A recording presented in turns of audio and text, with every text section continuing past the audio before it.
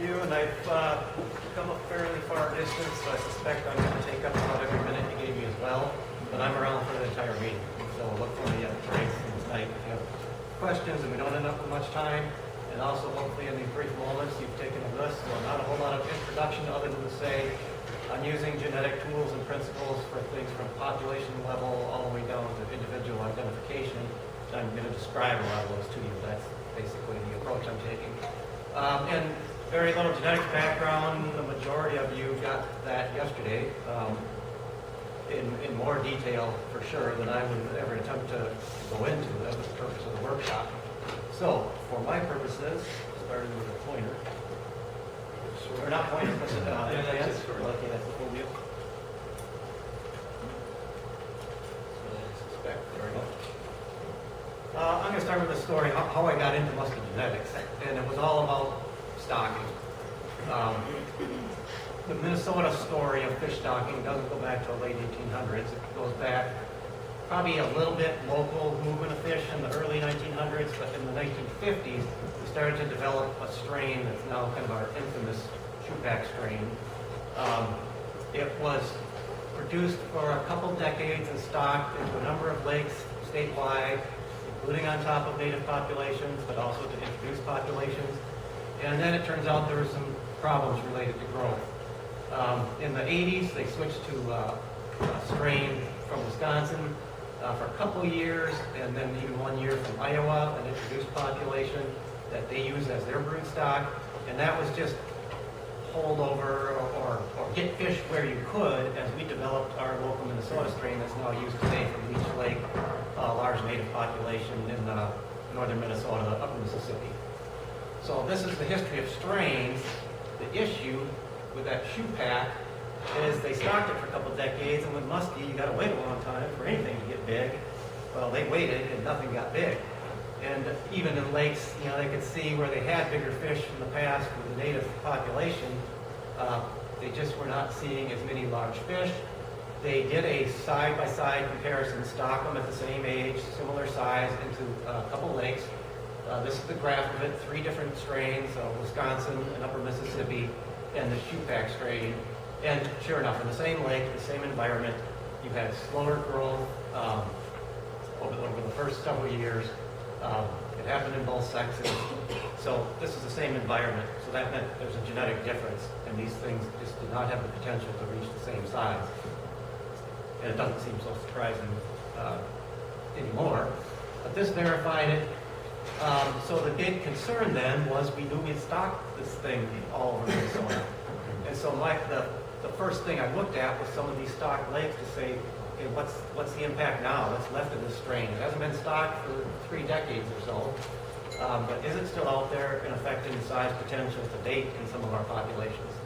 I grabbed this map from the second paper I produced. It shows shoepack there,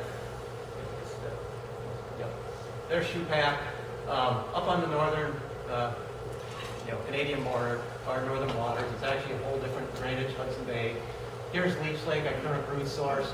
They got stocked, and I evaluated a bunch of lakes right up in the upper Mississippi system. That's mostly native populations, and then there's a handful of introduced populations that got multiple strains stocked over time. So, one more point about that. So why shoepack? At the time, we don't have a lot of high density populations, and we didn't know where to get a lot of spawners.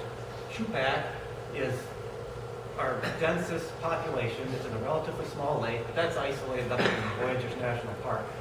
So the process was they knew they could get their hands on a lot of fish when they went there, but it's tough to do, so they went up there and gathered eggs and then transferred those to a number of brood lakes, and that was the source for continued stocking. It was just the ability to capture a lot of spawners, and they thought, it's way the heck up there, it's cold, they're in a high density, low lake size, it must be an environmental issue. But unfortunately, the evidence is showing that there was genetics as well.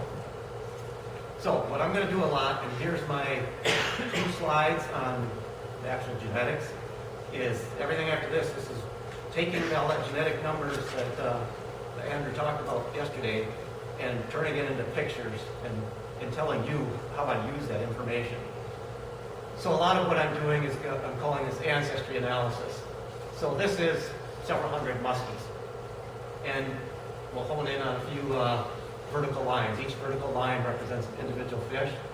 So if we take a peek a little closer at, say, 3 of those individuals, this process takes genetic data and it says how many distinct genetic groups or clusters are in my data set.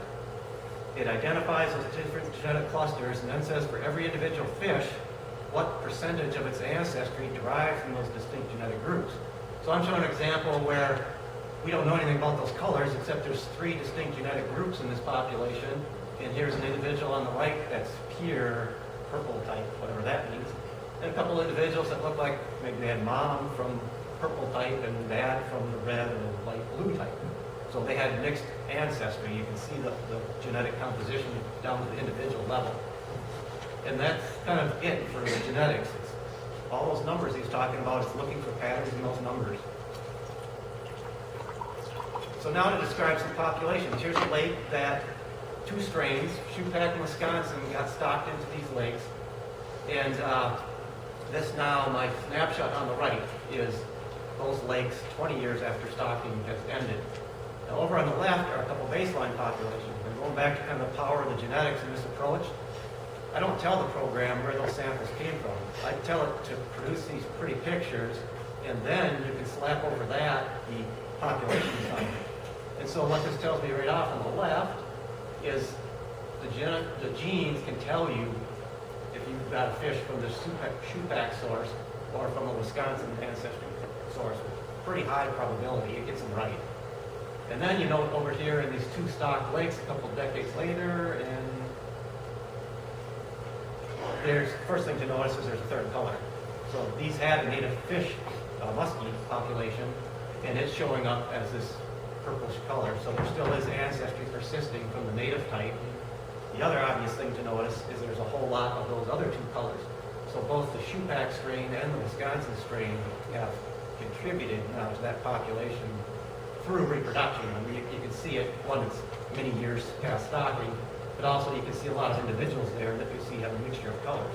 So that had to be natural reproduction in the system. So an interesting thing here in this, or these 2 lakes, is we were then able to look at a time series of ancestry and the genetic change over time. And here's where probably 90% of all the muskie work I've done has been based on scales that were collected previously. And you pretty much know you can't age a muskie with scales, not very many years. So thankfully, biologists keep doing useless things just because that's the way we always did it. Scales have been sitting around waiting for us, to say that now that's a source of DNA. And so this is now a time series of 2 different lakes, left cluster right, and you can see some years listed. In both situations on the left, that's where stocking was still going on of this red Shupak strain. And you can see that a high proportion of the fish in the system, probably a lot of actual stocked fish in this case, very high proportion of Shupak, and then it eventually fades out rapidly, so going to these samples left to right, you start to get post-stocking, so now this has to be sustained by reproduction. And one thing you'll note, years later, up to recent, is relatively low levels of that Shupak ancestry, the red color. And not only that, it appears that it's probably continuing to decline at least slightly on its own, indicating probable fitness disadvantage of that strain. In contrast, and interestingly, here's a Wisconsin strain. So this is upper Mississippi, but the branch point would go all the way down to southern Minnesota and back up into Wisconsin one way and then to northern Minnesota the other. So they're well separated, yet fish from that ancestry appear to do quite well. This only got stocked a single year. So it's fingerling stocked over into this native, partially native, and naturally reproducing population. Yet they've had a pretty large contribution once they got established there in the 90s. And now, going to date, that ancestry has stayed at a relatively consistent level. So here's another collection of lakes. In this case, they got either that Shupak slow-growing strain in red, or they got stock with a more recent strain from Leech Lake. And again, one of the first things to note is both of those things come out as distinct. You can see the leech is this purplish color ancestry, the shoeback is red. And again, our big concern was where does the shoeback ancestry belong, where does it persist? And you see in a handful of these other lakes, you pick up that red signal. Now those ones on the left, that includes one of those broodstock lakes. It had a native population, we're not sure really the status of it, but for 15 years, every year it got stocked from Shoeback Lake to try to produce a source lake. And what we can see is we basically overwhelmed. If anything was left there, we've overwhelmed it with Shoeback genetics. Next lake over, Spider, is also all red. That was introduced for Shoeback only, and it hasn't been stocked in 30 years. It's sustaining itself on its own. Shoeback, not in competition for another strain, can even sustain itself in some lakes. And one thing that tells me genetically is you can still trace these things. You know, the bottleneck, going through hatchery systems. We haven't lost that signature of Shoeback ancestry. It's clear that we can pick it up as it goes into other populations, other lakes. And that's what we see, for example, in a couple of these lakes, at least, this background of mixed ancestry individuals. So they've gone to that system, there was some natural reproduction, and that ancestry still persists. This sums up the 18 lakes that Shoeback had been stocked into. And a couple points I want to make from this. What you're seeing in the bar graph is the percent Shoeback ancestry overall in the population. And one point is it's not very high. So only in the approaching 20%. I don't have that early brood lake or that spider lake on here. And all these others, Shoeback ancestry is relatively low despite quite a bit of stocking. These numbers are the years that Shoeback strain got stocked into that system. And I numbered these select ones because there's relatively few years and a lot of years on that end of quite a bit of Shoeback ancestry. There's relatively few years and a lot of years on the end of basically no Shoeback ancestry left. So it really didn't have to do with how much you stock Shoeback in there. Something else was going on, interacting with the other strains in the system. And another thing actually is some of this was introduced populations, and we've just seen that they've died out and no natural reproduction presumably has occurred in those. So our big concern was about growth effects, and here it's tougher to confirm with the data, in part, I guess thankfully, because there's not high levels of Shoeback in those places. But a couple approaches we took at it. Here's one earlier one that was just, we took the fish that actually had some Shoeback genetics, 20 to about 80% of this population at the time. So we just said how big are any of those fish. And at the higher levels, you were not as large. Of course, now we don't know the age of these. It was all scale, so never an accurate age. And another system recently, they used fin rays, not fibers, so still a non-lethal, and actually tried to calculate that ultimate length. And that system is, again, the Shoeback ancestry was only as high as 40%, but ranging from 0 to 40%, there was a significant negative relationship with Shoeback ancestry and our estimated ultimate size of those fish. So it looks like not only clearly Shoeback strain don't grow as well, but it looks like that effect is carrying into those mixed ancestry descendants. So what was my overall management concerns and recommendations? Well, thankfully there's little Shoeback ancestry in many of these lakes. So one thing that tells us if we're concerned about growth in those lakes, don't blame it on Shoeback, just because it had that past history of stocking. Where there is some Shoeback ancestry, one approach is do nothing because it's relatively low and maybe it might be fading on its own, so maybe not much of a size effect and will disappear. We could surge to dilute by stocking with another strain, or a purge to remove. We now have the tools to identify which individual is the fish that has that relatively high Shoeback ancestry, and they're going to take it out, catch it the following year, put the tag in. Here's an example of a dilution. It was before I even had this data. They'd already taken the approach on this lake of continually stocking the leech strain, because this is that broodstock lake that got overwhelmed with, here in the early years, overwhelmed Shoeback ancestry. By 2004, you saw 1 year of Wisconsin got stocked. It's contributing. There's still some Shoeback in it. By 2013, ever since that time, every other year, some more leech fingerlings have been put in. And so we've diluted out the ancestry of shoeback down to only 4% here in 2013. Still have 11% of Wisconsin. Another interesting point between those years, if the strains were performing equally, you'd expect the dilution rate to be equal. But during this period, shoeback went down to about a fifth of what it used to be, and Wisconsin ancestry only got diluted about half. So evidence, again, those shoeback probably would fade on their own up against other strains, which is a good thing in this case, but maybe not in the case of some strains you're trying to protect or use. So another thing this is telling me about is not just stocking impacts, and especially that shoeback strain, but what's the overall genetic population structure? How much diversity is there among our populations? And so against the background, the other thing to notice here, so we're evaluating this strain being stocked, and there's our leech brood strain, but here's other lakes that have the whole distinct color, meaning they have a genetically distinct, recognizable population in them as well, including a couple distinct groups that have kind of minor impacts from, in this case, a little bit of leech and shoeback stocking. So another way to look at this, that picture told me different colors tell me they're genetically different. It doesn't tell me how different are they or how do they relate to each other. These are typical of old genetic diagrams. The old tree diagram, we're sharing a branch, means genetic similarity. And here's a point, for example, 3 lakes that all on this end branch, they're connected by a river in this region here. And this is, again, all upper Mississippi. So they are relatively similar, yet genetically different. Contrast that with now this leech brood source. And I've drawn here, there's leech, and here's 2 other lakes that connect to it, or that I've circled to combine. But in the meantime, here's Cass Lake and some others in this location that come out on distinct branches.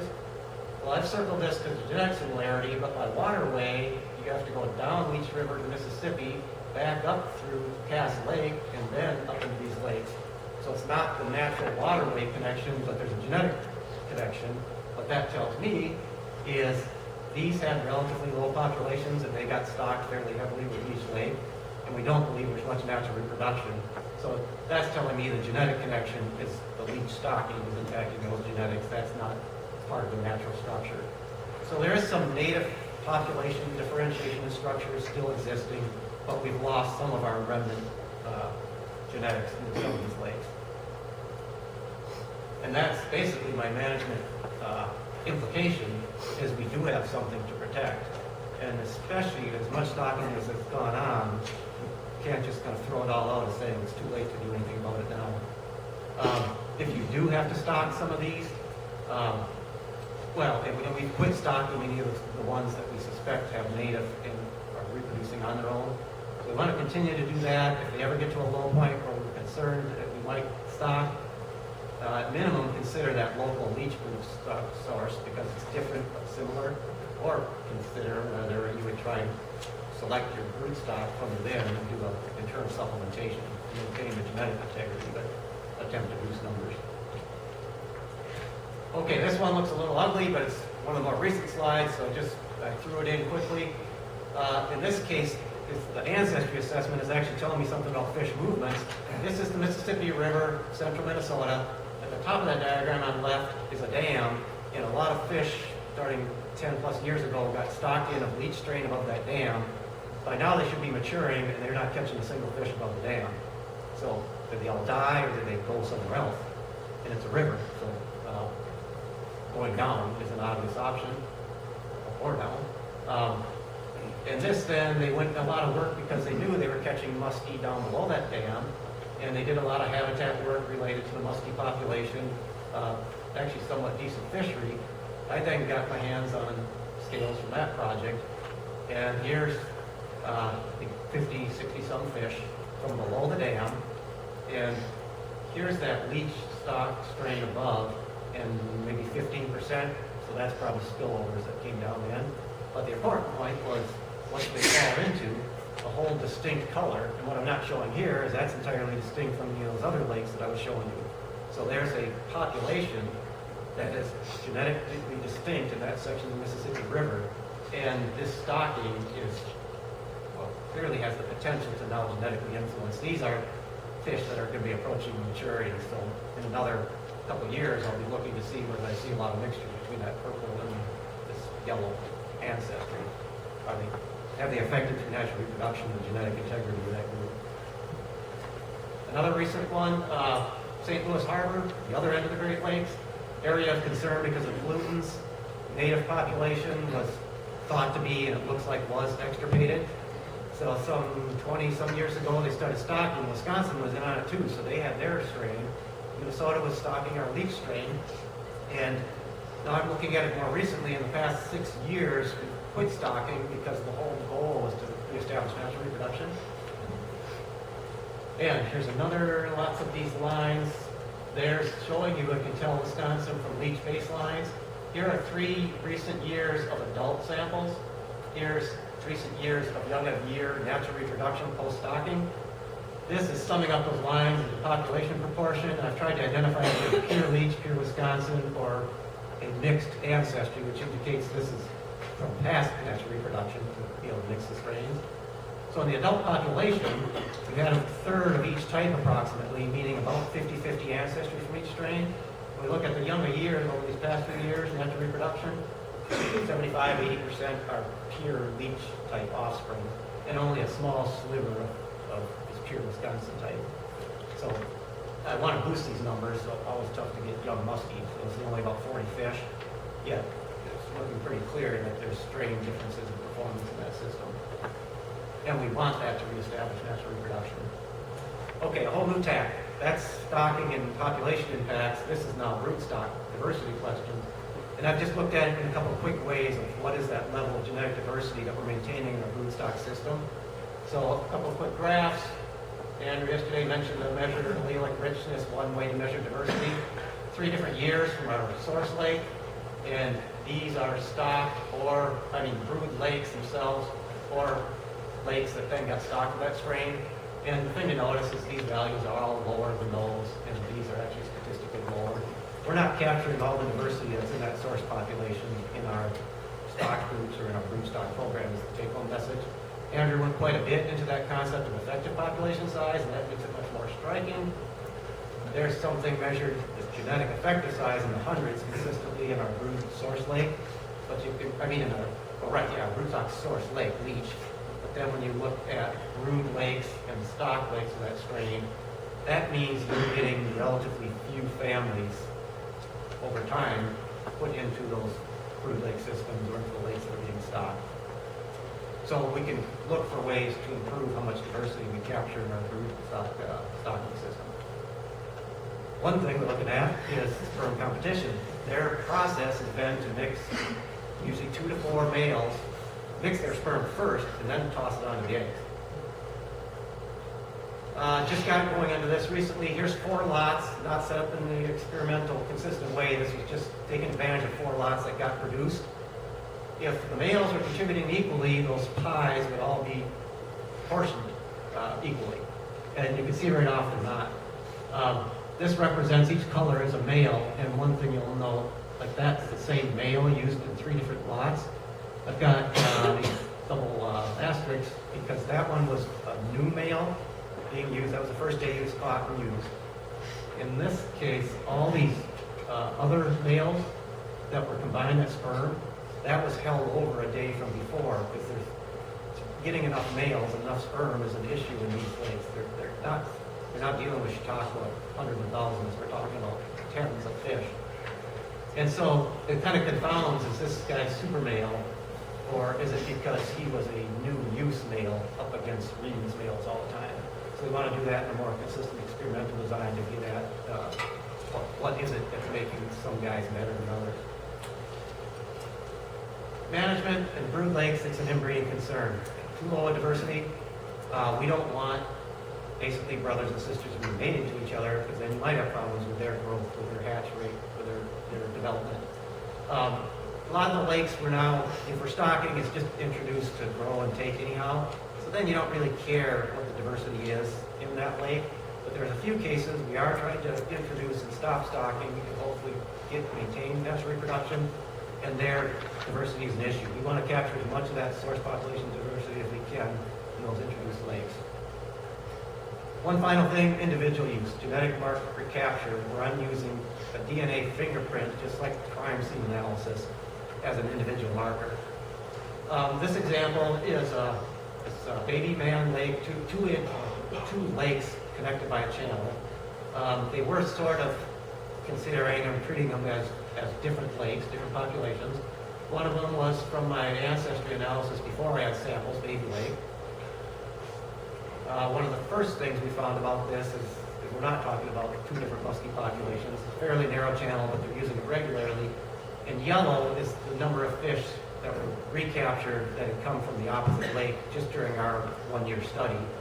On the bottom there, showing the overall ancestry of that shoeback stock strain, even though they had hugely different stocking histories of that strain, now they've equilibrated their overall ancestry. So I think kind of two lines of evidence that muskie are moving all the time when we talk about one population really. So we combine that information together into one population estimate. And the comparison was, could we use anglers turning in some scales to get that recapture fingerprint and compare that to electrofishing and DNR? In this case, they were spending 7 electrofishing nights of a crew. And we got fairly comparable numbers. Enough in this case, we're only talking about a population in a few hundreds, so relatively similar estimates with relatively similar confidence intervals, taking advantage of the anglers to help us collect those samples or not. So the kind of management aspect, it looks like we can use those anglers to help boost the sample size, or maybe the situation, you get enough of them committed, and they could replace having to send that DNR crew out for a bunch of nights to give you that recapture component. The real point of suggesting we've got a manuscript or a paper coming out soon is that this gives you an individual tag that can never be lost. So knowing about tag loss or estimating it is always going to be a part of the study with the other types of tags. As long as you can get a tissue to get a DNA fingerprint, it's not changing during your lifetime. So you can recapture that individual tag at any time.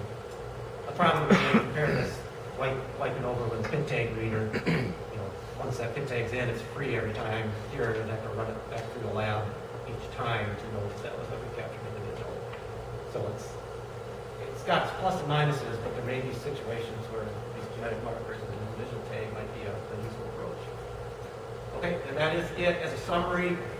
No big picture. I kind of tried to mate them each step of the way. I just tried to give you a lot of examples of the way I'm using genetic information in a whole variety of ways, telling us more about muskie populations, but also that any other species you have, examples of kind of applications you can use genetic information for.